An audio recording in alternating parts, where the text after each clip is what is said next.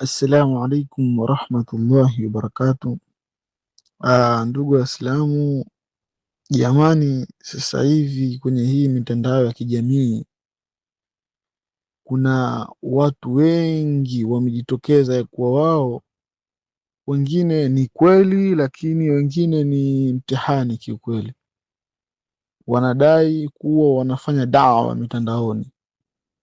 Kwa hiyo si kila anayejiita shehe au ustazi kwenye mitandao basi anafaa kuchukua elimu kwake.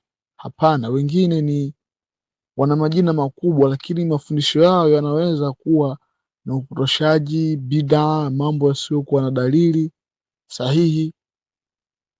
Mambo ni mengi. Kwa hiyo Muislamu anatakiwa kuchukua tahadhari sana humu mitandaoni.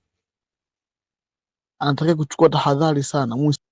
Si kila kitu akimsikia shehe wake amezungumza ama mtu wake labda anayemwamini huwa anakichukulia 100%. Hapana, Muislamu anatakiwa kutazama Qur'ani na Sunna na ufahamu wa Salaf unasemaje. Si kwa kuwa tu amemsikiza shehe ambaye yuko katika hizbi yake labda anamwamini ndo achukue ujumbe. Hapana, unatakiwa utazame dalili. Ndio hapa elimu inahitajika kikweli.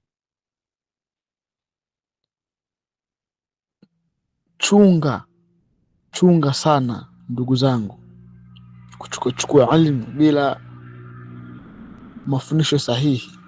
Chunga sana. Na nyie ambaye mnatoa dawa, jitahidini kutoa dawa za sawasawa, sio kwa ajili tu ya kutaka kufuata followers, viewers. Hayo ni mambo ambayo si malengo.